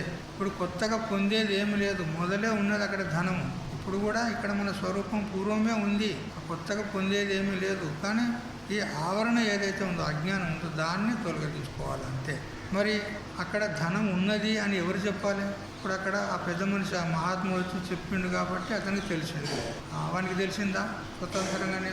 ఏం తెలియదు. అట్లా ఇప్పుడు కూడా ఇక్కడ ఈ విద్వాన్లు, బాగా చదువుకున్న వాళ్ళు ఏమంటారు, ఎడ్యుకేటర్స్ అంటారు కదా, వాళ్ళు అంటారు, మేము చదువుకుంటాం, మాకు అన్నీ తెలుసు, అక్షర జ్ఞానం ఉన్నది, శబ్ద జ్ఞానం ఉన్నది, అన్నీ తెలుసు అంటారు. కానీ అందులో గూఢ రహస్యం మాత్రం ఎవరికి తెలియదు. అది కేవలం గురువుల ద్వారానే తెలుసు. అందుకని గురువులను ఆశ్రయించాలి. అందుకని ఇక్కడ సమాధానం, ఇటువంటి ప్రశ్న చేసేవారికి సమాధానంగా భగవంతుడు ఈ శ్లోకాన్ని ప్రవృత్తం చేసినాడు. తద్విద్య ప్రణిపాతేన పరిప్రశ్నేన సేవయ ఉపదేక్షంతి తే జ్ఞానం జ్ఞానిన తత్వదర్శన.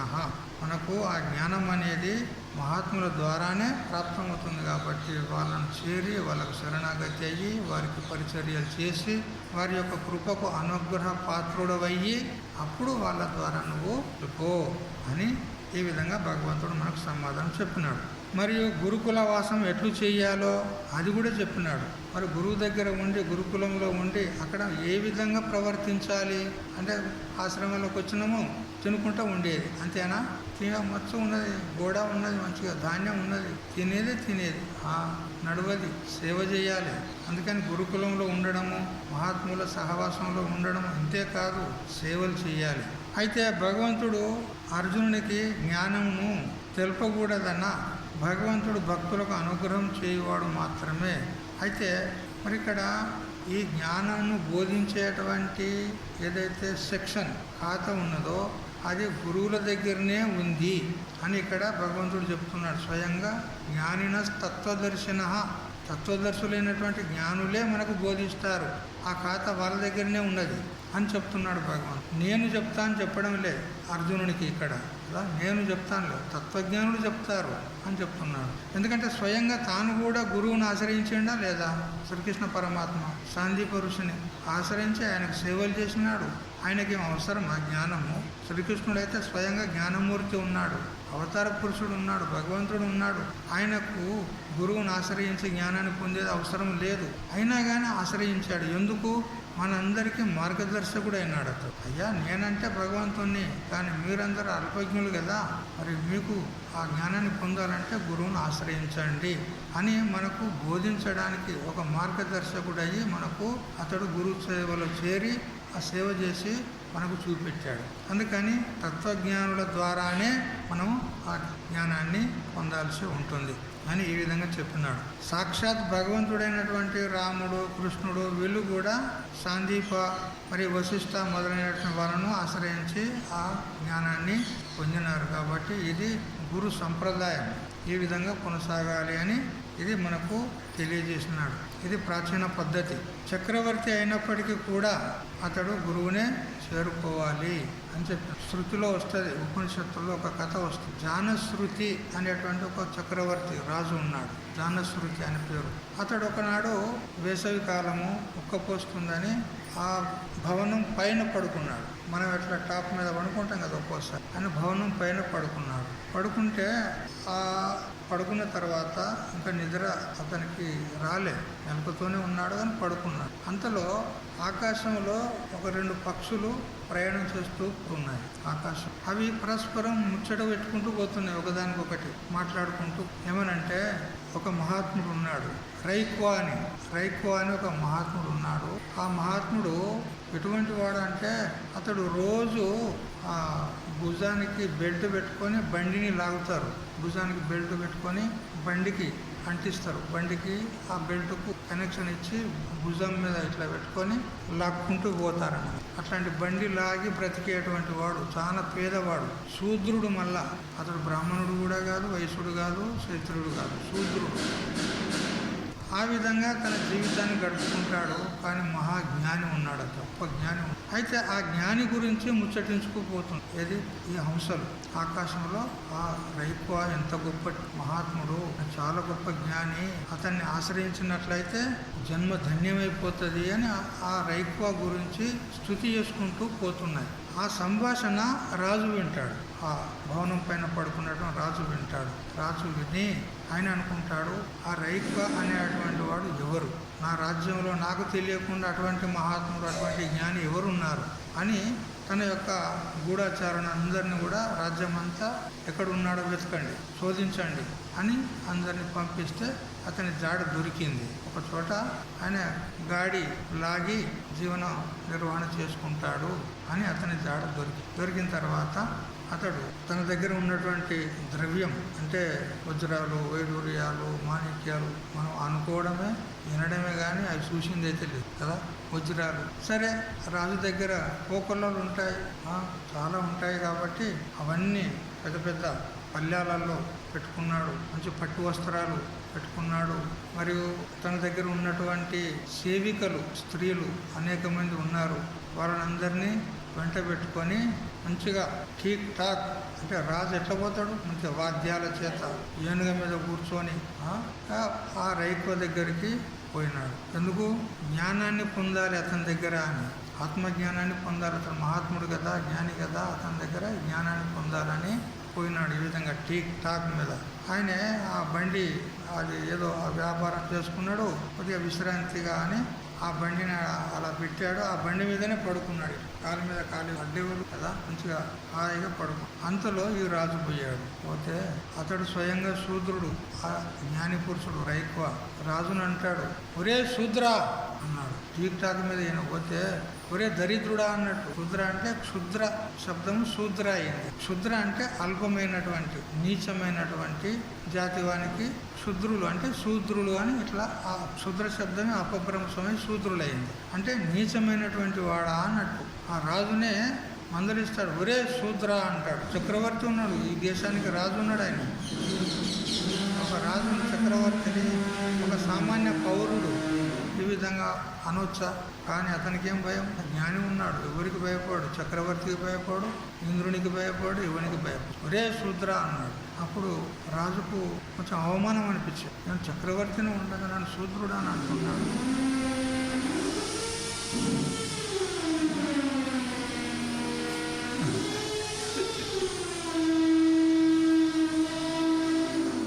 అతడు వెంటనే ఆ ఏనుగును దిగినాడు. దిగి, ఏ స్వామీజీ, ఏ మహాత్మా, నన్ను నీ శిష్యునిగా స్వీకరించు, నన్ను అనుగ్రహించు అని అంటే నీకు నేను జ్ఞానం ఇవ్వ పో దరిద్రుడా. ఎందుకనంటే ఆ అహంకారంతో వచ్చాడు. నేను రాజుని, చక్రవర్తిని, ఏనుగ మీద ఊపుకొని పరివార సహేమితంగా ఆ వజ్రాలు వైడూర్యాలు అన్నీ తీసుకొని వచ్చినాడు. స్వామీజీ ఇవన్నీ తీసుకోండి మీరు. దరిద్రుడ పో, నాకెందుకురా ఇవి. పోయి మళ్ళీ తన కూతుళ్ళు ఉన్నారు, ఆ కూతుళ్ళను తీసుకొని వచ్చినాడు. ఇగో నీకు సేవ చేసేందుకు మా కూతుళ్ళని నీకు ఇస్తా, నాకు జ్ఞానాన్ని బోధించుకున్నంటే పోతావా లేదరా నువ్వు అన్నట్టు లేచిండిగా. పోయి ఇక్కడి నుంచి పో, నాకెందుకు రండి దరిద్రం అని ఇట్లా 2-3 సార్లు వస్తే 2-3 సార్లు వాపస్ తిరిగి అప్పుడు మంత్రిని అడిగినాడు ఆ రాజు. ఆ మహాత్ముడు అంతా పేదవాడు ఉన్నాడు, అతనికి ఏమీ లేదు, ఒక గాడి, అది ఆ బండి తప్ప. అటువంటి వాడికి నేను ఎన్ని ఇస్తా అంటే కూడా వద్దంటాడు. నన్ను స్వీకరించాడు శిష్యునిగా, ఎందుకు అని అడిగితే, ఇప్పుడు మీ రాజపాటుతోని అహంకారంతో పోతే అతడు నిన్ను అనుగ్రహించాడు. అన్నీ ఇడిచిపెట్టి కాలి నడకతోని ఒంటరిగా పోయి అతనికి శరణాగతిగా అప్పుడు నీకు బోధి అని అంటే అప్పుడు రాజు తెలుసుకున్నాడు. ఇక ఈ భోగభాగ్యాలు ఇవన్నీ అన్నీ వదిలిపెట్టి, చెప్పులు కూడా ఇడిచిపెట్టి, రాజుకు అన్నీ ఉంటాయి కదా చెప్పులు, టిక్ టాక్ ఉంటాయి కదా, అన్నీ వదిలిపెట్టినాడు. అన్నీ వదిలిపెట్టి ఏడ్చుకుంటూ పోయినాడు. ఏ గురుదేవా, నువ్వే నాకు శరణ్యం, నువ్వు తప్ప నాకు వేరే గత్యంతరం లేదు, నన్ను అనుగ్రహించు అని అంటే అది చూసారా. జ్ఞానం అంటే ఉట్టినే దొరకదు. అభిమానాన్ని వదులుకోవాలి. నేను ఇంతటోని అంతటోని అని అంటే అక్కడ నడవదు. గురువుల దగ్గర వాడు కోటీశ్వరుడు ఉంటే ఉండుగాక, ఇక్కడ నడవదు. వాడు సోఫాల మీద పడుకునేవాడు ఉండేవాడు, కానీ ఇక్కడ అవన్నీ ఏం కుదరవు. నేల మీద కూర్చోవాలి, నేల మీద పడుకోవాలి. మరి గురువు దగ్గర మనం అతన్ని ఆశ్రయించి అతనికి శరణాగతి వెళ్ళిన తర్వాత మన ఆడంబరాలు నడవయి. ఒకసారి గురువుకు మనం శరణాగతి అయినామనంటే మనం సంపూర్ణంగా సమర్పించుకున్నట్టే. అక్కడ మన బుద్ధి ఏం నడవదు. గురువు ఏ విధంగా ఆజ్ఞాపిస్తే ఆ విధంగానే నడుచుకోవాలి, అంతేగాని మన బుద్ధి అనుసారంగా అక్కడ నడవద్దు. మహారాజు ఇట్లా చేస్తే బాగుంటుంది, ఇది చేస్తే బాగుంటుంది, నువ్వేం సలహా ఇచ్చేది లేదు, అది ఆయన చూసుకుంటాడు. నీకు ఒకటే కర్తవ్యం, ఆయన చెప్పింది చెయ్యాలి. మరి ఆ ఉపదేశం ఏదైతే ఇస్తాడో అది వినాలి, దాన్ని ఏకాంతంగా మననం నిధిధ్యాసనం చేయాలి, అంతే పని తప్ప అక్కడ మనది ఏమీ మన స్వాతంత్ర్యం ఏమి లేదు. అక్కడ గురువుకు మనం శరీరాన్ని మొత్తం అర్పణ చేసినాం. ఇప్పుడు శరీరం మనది కాదు, ఆయనది ఉన్నది. దీన్ని ఆయన ఎట్లా ఉపయోగం చేసుకుంటాడో అది ఆయన కెరక. మనకు ఏ విధంగా మనం మార్గదర్శనం ఇచ్చి మనం ఏ విధంగా కళ్యాణాన్ని పొందగలము, మన జన్మ ఏ విధంగా ధన్యం కాగలదు, అదంతా తను మన యోగ్యతను అనుసరించి విచారం చేస్తూ అతడు మనల్ని నడిపిస్తూ ఉంటాడు. అంతేగాని మనం స్వతంత్రం కాదు. కాబట్టి అక్కడ పోయిన తర్వాత మనం నిరాడంబరంగా ఉండాలి. ఈ ప్రకారంగా గురు యొక్క సేవ ఏ విధంగా చేయాలి అనేది మనకు భగవంతుడికి శ్లోకంలో చెప్పినాడు. తత్వదర్శన అని గురువు యొక్క లక్షణం కూడా చెప్పినాడు. గురువు కూడా ఎలా ఉండాలి, తత్వాన్ని ఎరిగినవాడు ఉండాలి. గురువులు చాలామంది ఉన్నారు లోకంలో. గురవో బహవస్సంతి శిష్య విత్తాపహారకాహ తమేకం దుర్లభం మన్యే శిష్య వృత్తాపహారకాహ అని మనకు కులార్ణవతంత్రం చెప్పిన ప్రకారంగా గురువులు చాలామంది ఉన్నారు. శిష్యుల యొక్క జేబులు ఖాళీ చేసేటోళ్ళు. గురువు చూస్తాడు, వాడు అక్కడి నుంచి వస్తున్నప్పుడే జేబు జర దొడ్డుగా ఉన్నదా సన్న ఉన్నదా చూస్తాడు. గురువులు ఇట్లాంటి గురువులు ఉన్నారు. ఇక వానికి అన్నీ లేనిపోని రుచికరమైనటువంటి వాక్యాలు చెప్పి, ఆయన నువ్వు ఇట్లా చేసుకో, నువ్వు కోటీశ్వరుడు అవుతావు, ఇట్లా చేసుకుంటే నువ్వు ఐశ్వర్యవంతుడు అవుతావు, అది ఇది నీకే కష్టం ఉండేది, అది అన్నీ రుచికర వాక్యాలు చెప్పి వాడిని మొత్తం మనసును లాగేసి వాని దగ్గర ఉన్నాయని లాక్కు. ఇట్లాంటి గురువులు ఉన్నారు. ఇప్పుడు ఉన్నారు వర్తమానంలో కూడా. మనకి ఏమి రాదు. ఆ గురువుకు అంటే ఆ రాదు, అంటే ఊ రాదు, ఏం రాదు. వాడు పెద్ద పెద్ద దొడ్డు మారలు వేసుకుంటాడు, మంచి పట్టు వస్త్రాలు కట్టుకుంటాడు, శిఖ పెంచుకుంటాడు, జుట్టు పెట్టుకుంటాడు, పూలమాలలు కట్టుకొని ఇట్లా గంభీరంగా ఉంటాడు. చూసేవాళ్ళు అనుకోవాలి, అబ్బా ఏం గురువు అయ్యా, ఏం భగవంతుడు ఉన్నాడు సాక్షాత్ అనుకోవాలి కదా. ఇక వానికి వంగి దండాలు పెడతారు, పడిపడి దండాలు పెడతారు, వానికి దక్షిణలు ఇస్తారు, అన్నీ ఇస్తారు, వానికి ఏమీ రాదు. అట్లాంటి గురువులు ఉన్నారు. ఇప్పుడు గదే నడిచింది అంతా. కానీ అటువంటి గురువులు వంచక గురువులు అని చెప్పింది. కానీ శిష్యుని యొక్క హృదయ తాపాన్ని హరించేటువంటి గురువే నిజమైనటువంటి గురువు. అటువంటి గురువులను మనం శోధించి పట్టుకోవాలి. ఎవరంటే వాళ్లకు వంగి దండాలు పెట్టేది, నువ్వు నా గురువు అని అతనికి శరణాగతి అయ్యేది, ఇట్లాంటి పనులు చేయొద్దు. పరీక్షించుకోవాలి. ఇతడు శ్రోత్రియుడు బ్రహ్మనిష్ఠుడు ఉన్నాడా లేదా, ఇతడు యోగ్యుడా కాదా, ఇతని లక్షణాలు ఏ విధంగా ఉన్నాయి, ఇంద్రియ నిగ్రహం మనో నిగ్రహం ఉన్నదా లేదా అతనికి, ఇవన్నీ చూడాలి. పైకి గురువుల్లాగా ఉంటారు, లోన అన్నీ ఏదో వ్యవహారాలు చేస్తూ ఉంటారు. అటువంటి వారిని నమ్మకూడదు. మనం పరీక్షించుకొని వాళ్ళని ఆశ్రయించాలి. మరి ఎటువంటి వాడై ఉండాలి? శ్రోత్రియం బ్రహ్మనిష్టం అని మనకు శృతిమాత చెప్తుంది. తద్విజ్ఞానార్థం స్వగురుమేవ అవిగచ్చేత్ శ్రోత్రియం బ్రహ్మనిష్టం. శ్రోత్రియుడు బ్రహ్మనిష్ఠుడై ఉండాలి. శ్రోత్రియుడు అంటే సకల వేదాంగాలను అన్నింటిని కూడా బాగా పరిశీలన చేసి వాటి యొక్క తాత్పర్యాన్ని తెలుసుకొని అనుభవించి ఆచరణలో పెట్టిన వాడై ఉండాలి. మరి బ్రహ్మనిష్ఠుడై ఉండాలి. బ్రహ్మమునందు స్థిరబుద్ధి కలిగినటువంటి జీవన్ముక్తుడై ఉండాలి. అటువంటి గురువులను ఆశ్రయించి మనం వాళ్ళ ద్వారా జ్ఞానాన్ని పొందాలి అని ఇక్కడ తత్వదర్శిన అనే విశేషణం పెట్టి ఆ గురువు యొక్క లక్షణం కూడా చెప్పినట్లయింది. మరి శిష్యుని యొక్క లక్షణం కూడా చెప్పినట్లయింది. శిష్యుడు ఏ విధంగా ఉండాలి, గురువుల దగ్గర సేవ చేయాలి, పరిచర్యలు చేయాలి, నమ్రతతో ఉండాలి, అవన్నీ చెప్పినట్లయింది. అప్పుడే కానీ మనకు ఆ జ్ఞానము గురువుల ద్వారా ప్రాప్తుంది అని చెప్పినాడు. తర్వాత శ్లోకం 35 చదవండి. యజ్ఞాత్వా న పునర్మోహం ఏవం యాస్యసి పాండవ ఏన భూతాన్యశేషేణ ద్రక్ష్యస్యాత్మన్యథో మయి. హే పాండవ అంటే హే పాండుకుమార, ఓ అర్జున, యత్ జ్ఞాత్వ ఏ తత్వాన్ని కనుక తెలుసుకున్నట్లయితే పునః ఏవం మోహం న యాస్యసి, మళ్ళీ ఈ విధంగా మోహాన్ని పొందవు. ఏ తత్వాన్ని తెలిసినట్లయితే మళ్ళీ ఈ విధంగా మోహాన్ని పొందవు. ఎందుకంటే ఇప్పుడు మనం మోహంలో ఉన్నామా లేదా? ఒక్కొక్కరు ఒక్కొక్క రకమైనటువంటి మోహంలో ఉన్నారు. అందరూ ఒక రకంగా లేరు కదా. ఒకరికి పుత్రుల మీద మోహం, ఒకరికి మనుముల మీద మోహం, ఒకరికి ధనం మీద మోహము, ఒకరికి భార్య మీద మోహం, భార్యకు భర్త మీద మోహము కదా. ఈ విధంగా ఉంటారు. భార్యాభర్తలు అన్యోన్యంగా ఉంటే చాలు, అదే స్వర్గం అనుకుంటారు కదా. బృందావనమది అందరిది, గోవిందుడు అందరి వాటేలే కదా. ప్రేమించిన పతి ఎదుటనుండగా వేరే స్వర్గము ఏలను కదా. వాళ్ళ ఒకరి మీద ఒకరికి మోహం కదా. చూడండి, మోహం ఇట్లా ఉంటుంది. కొందరు ధనమేరా అన్నిటికీ మూలమని వాడు ధనం మీద వ్యామోహం ఒకనికి ఉంటుంది కదా. ఈ ప్రకారంగా మోహం లేని దేవుడు, మోహంలో పడని దేవుడు, అందరూ మోహగ్రస్తులయ్యే ఉన్నారు. కాబట్టి మనము మహాత్ములను ఆశ్రయించి ఏది తెలుసుకున్న తర్వాత మరొకటి పొందదగింది లేదో అటువంటి పరబ్రహ్మ తత్వాన్ని తెలుసుకున్నట్లయితే మళ్ళీ నువ్వు ఈ విధమైనటువంటి మోహంలో పడవు. ఇప్పుడు అర్జునుడు కూడా మోహంలోనే ఉన్నాడు కదా. ఇప్పుడు భీష్మ ద్రోణాలందరినీ చంపితే నాకు పాపం కలుగుతుంది, ఇది అధర్మము అని అనుకొని మోహంలో పడి ఉన్నాడు. వీళ్ళంతా నావారు, నేను వారి వాడను, మేము బంధువులం ఉన్నాము, బంధువులను చంపితే పాపం వస్తుంది అనేటువంటి ఈ అహంకారం, మమకారం, ఇక్కడ మమకారం అనే మోహంలో ఉన్నాడు. వీళ్ళంతా నావారు అనేటువంటి మోహంలో ఉన్నాడు. కాబట్టి ఈ తత్వాన్ని తెలుసుకుంటే ఆ మోహము పోతుంది. ఏన అశేషేన భూతాన్ని ఆత్మని ద్రక్ష్యసి, దేన్ని పొందినట్లయితే అంటే ఏ జ్ఞానాన్ని మనం పొందినట్లయితే సంపూర్ణ భూతకోట్లలో మనము ఆ పరబ్రహ్మమునే చూడగలుగుతాము. ఎత్ర ఎత్ర మనోయాతి తత్ర తత్ర బ్రహ్మ దర్శన. మనం ఎటు చూసినా కానీ అక్కడ మనకు బ్రహ్మమే గోచరిస్తుంది. ఎందుకంటే జ్ఞానం అంటే ఏంది? జ్ఞానం యొక్క లక్షణము అభేద దర్శనం. జ్ఞానం నేను కానీ పరమాత్మ కానీ వేరు కాదు, ఒక్కటే. మరి అంతటా వ్యాపించి ఉన్నటువంటి ఏ పరబ్రహ్మం ఉన్నదో అది నాలో కూడా ఉన్నది. కాబట్టి నేను బ్రహ్మము ఒక్కటే. మరి ఈ భూతాల్లో అన్నిట్లో ఉన్నది కూడా ఆ బ్రహ్మమే. కాబట్టి ఆ భూతాలు నేను వేరు కాదు, అంతా ఒక్కటే.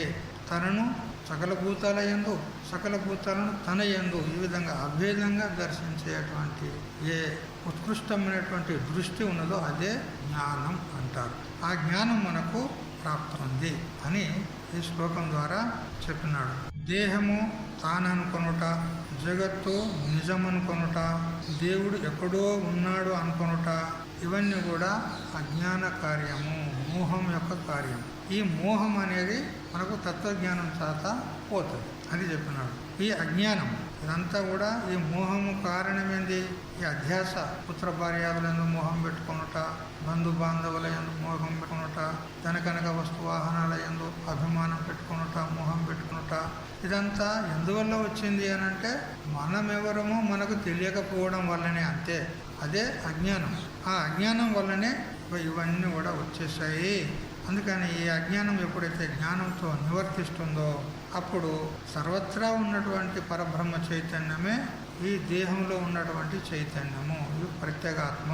అందుకని ప్రత్యేక అభిన్న పరమాత్మ స్వరూపాన్ని సంశయము, విపరీత భావనలు లేకుండా ఎప్పుడైతే సాక్షాత్కారం మనం చేసుకుంటామో అప్పుడే మోక్షం అనేటువంటి ప్రయోజనం మనకు దక్కుతుంది. సూర్యోదయం అగుట చేత కాదు, సూర్యుడు ఉదయించక పూర్వమే ఎప్పుడైతే వేకువజామున అరుణోదయం అవుతుంటుంది కదా, అరుణోదయం అవుతూ ఉండగానే చీకటి ఏమవుతుంది? పలాయనం చిత్తగిస్తుంది. అదేవిధంగా మనం గురువులను ఆశ్రయించి ఇంకా జ్ఞానం కలగక పూర్వమే శ్రవణాదులు మొదలు పెట్టామనుకో, మహావాక్య శ్రవణం, తత్వమసి మహావాక్యాలను గురువుల ద్వారా మనం శ్రవణం చేయడం మొదలు పెట్టామా అప్పుడే మెల్లగా మన అజ్ఞానం పక్కబట్ట జరుపుకుంటుంది.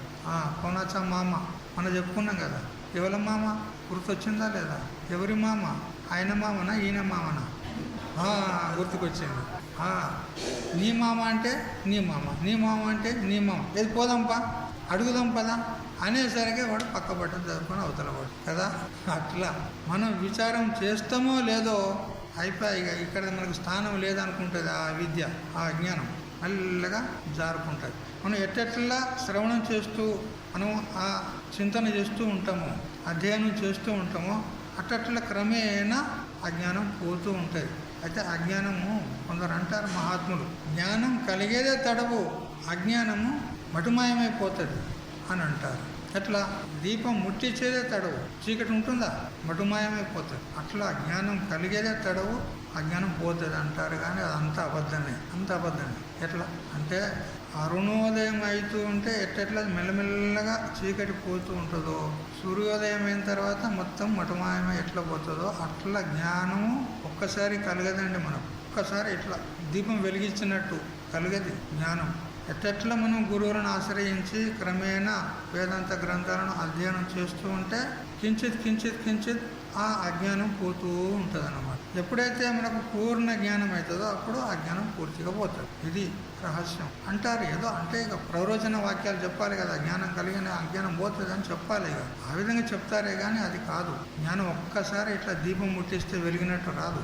సూర్యోదయం అవుటకు పూర్వము ఏ విధంగా అరుణోదయం అవుటతో ఎట్లా మెల్లమెల్లగా చీకటి పోతూ ఉంటుందో అట్లా మనకు జ్ఞానం కలుగుతూ ఉంటే అజ్ఞానం పోతూ ఉంటుంది అన్నమాట. అందుకనే మా గురువులు చెప్పేవారు, ఎవరైనా మీకు జ్ఞానం కలిగిందా అని అడిగినారు, మీరు ఏమని సమాధానం చెప్పాలి? కలుగుతుంది అని చెప్పాలి.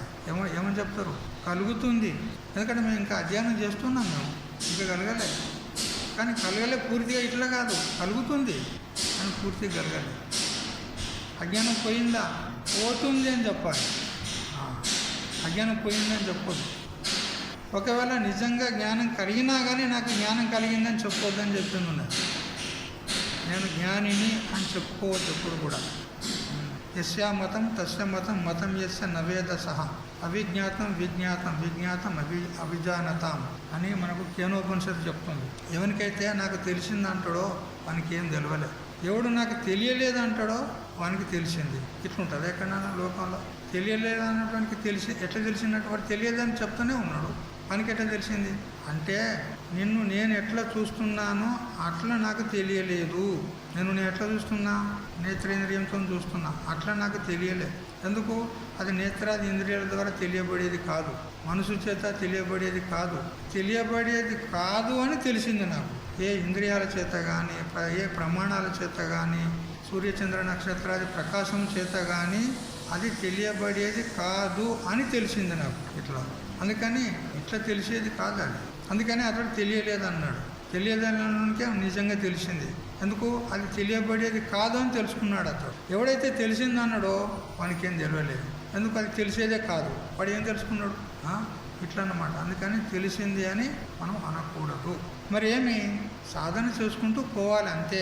అది ఈ జన్మలో కలుగుతుందా, మరు జన్మలో కలుగుతుందా, మూడో జన్మలో కలుగుతుందా, మన ప్రారంభానుసారంగా ఎప్పుడైనా కలగని. కానీ మనము సాధన చేసుకుంటూ పోవాలి, అంతేగాని సాధన వదలరాదు. గురువుల యొక్క సాంగత్యాన్ని వదలకూడదు. జ్ఞానం కలిగిన తర్వాత కూడా వదలకూడదు. నా పని అయిపోయింది గురుదేవా నేను పోతున్నా అని అనకూడదు. ఆ జీవితం త్రయం సేవ్యాదు వేదాంతో గురురీశ్వర. నీకు జ్ఞానం కలిగినా నీకు కృతజ్ఞత దోషం నివృత్తి చేసుకోవడానికి వారి సేవ చేస్తూ ఉండాలి. జ్ఞానం కలగకపూర్వము జ్ఞానం సంపాదించుకోసం వాళ్ళ సేవ చేస్తూ ఉండాలి. అందుకని ఎప్పుడూ వదలరాదు అని చెప్తున్నది. శరీరము నేను అనుకునేటువంటి అహంకారము ఏదైతే ఉందో అది శరీర సంబంధ వస్తువులు తనవనుకునేటువంటి మమకారం ఏదైతే ఉందో ఇదంతా కూడా అజ్ఞానం యొక్క కార్యము. అందుకని అజ్ఞానాన్ని తొలగించుకున్నట్లయితే ఇక ఏ జంజాటు ఉండదు. అహంకారం మమకారాలు ఉండవు, రాగద్వేషాలు ఉండవు, సుఖ దుఃఖాలు ఉండవు, మానాభిమానాలు ఉండవు, ఏవి ఉండవు. శోకమోహం నుంచి మనం తరించి పోతాము. అందుకని హే అర్జున, ఈ భీష్మ ద్రోణాదులు నా వారు, నేను వారిని అనేటువంటి ఏ మమకార రూప మోహం ఉన్నదో అది వదిలేసేయి అంటాడు. వదిలేసి మహాత్ములను ఆశ్రయించు అని చెప్తాడు. కాబట్టి అజ్ఞానం యొక్క నివృత్తి కోసము, ఈ శోకమోహాల యొక్క నివృత్తి కోసము ఆత్మజ్ఞానం అనేటువంటి మహా ఔషధం ఒకటి తప్ప ఒకటి దొరకదు, లేదు కూడా. బ్రహ్మజ్ఞాన ఔషధం వినా వివేక చూడమంలో శంకరాచార్యులు అంటాడు, బ్రహ్మజ్ఞానం అనేటువంటి మహా ఔషధం తప్ప మన సంసారం యొక్క నివృత్తి కావడానికి ఇంకొక ఉపాయం లేదు అని చెప్పాడు. ఆ జ్ఞానం అనే సూర్యుడు ఒక్కసారి ఉదయించాడా ఇక అస్తమించుట అనేది లేదు. ఈ సూర్యుడైతే ఉదయిస్తాడు, మళ్ళీ అస్తమిస్తాడు. కానీ జ్ఞాన సూర్యుడు ఉదయించిన తర్వాత మళ్ళీ అస్తమించేది లేదు కదా. ఎల్లప్పుడూ తన స్వరూప స్థితిలో ఉంటాడు. ఒకసారి చీకటి పోయిన తర్వాత అది మళ్ళీ వస్తుంది. చీకటి పోయిన తర్వాత మళ్ళీ రాదా? ఇప్పుడు దినం కూడా చీకటి లేదు, మళ్ళీ వస్తుందా లేదా? మళ్ళీ సూర్యోదయం అయిన తర్వాత పోతుందా లేదా? మళ్ళీ సూర్యాస్తమైన తర్వాత వస్తుందా లేదా? ఇది రాకడ పోకడ ఉంది. కానీ ఇక్కడ అజ్ఞానం ఒకసారి పోయిందంటే, జ్ఞానం ఒకసారి ఉదయించిందంటే ఇక మళ్ళీ అజ్ఞానం వచ్చేది లేదు, జ్ఞానం పోయేది లేదు, ఎల్లప్పుడూ ఉంటుంది. అజ్ఞానం మళ్ళీ రాదిగా. గురువులు ఉపదేశించినటువంటి జ్ఞానంతో ఆత్మ సర్వవ్యాపకం ఉన్నది, సర్వభూతాల్లో అనుసూతమై అందరి యొక్క స్వరూపమై ఉంది. ఈ దేహాదులు ఈ ప్రపంచమంతా అధ్యస్థము, ఇది ఆరోపితము కల్పితము అని గుర్తించినట్లయితే ఇక మనకు ఆ ఆత్మనిష్ట కలిగి ఆ ఆత్మలో మనము స్థిరపడినట్లయితే ఇక సంసారం అనేది మళ్ళీ మనకు ప్రాప్తం కాదు అని చెప్తున్నాడు. తర్వాత జ్ఞానం కలిగినట్లయితే ఆ జ్ఞానం చేత మన సకల పాపాలన్నీ కూడా నివృత్తమయ్యి ఆ జ్ఞానం అనేటువంటి నావను మనం ఆశ్రయించినట్లయితే ఈ సంసారం అనేటువంటి నదిని సముద్రాన్ని మనం దాటగలుగుతాము అని అంటూ తర్వాత శ్లోకంలో చెప్తాడు. ఆ విషయం సాయంత్రం తెలుసుకుందాం. హరి ఓం తత్సత్. ఓం సహనావతు సహనౌ భునక్తు సహ వీర్యం కరవావహై తేజస్వినావధీతమస్తు మా విద్విషావహై.